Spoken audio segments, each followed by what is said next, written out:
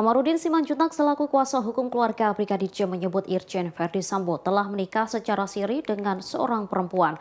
Bahkan hal itu telah diketahui oleh sejumlah petinggi Polri. Sebelumnya Kamarudin membeberkan dugaan penyebab Irjen Verdi Sambo dan istrinya Putri Chandrawati bertengkar di Magelang, Jawa Tengah. Disebutnya akibat pertengkaran itu, mantan Kadif Propam Polri memutuskan untuk pulang ke Jakarta terlebih dahulu. Kamarudin menyebut kepulangan Verdi Sambo itu untuk mempersiapkan pembunuhan terhadap Brigadir J.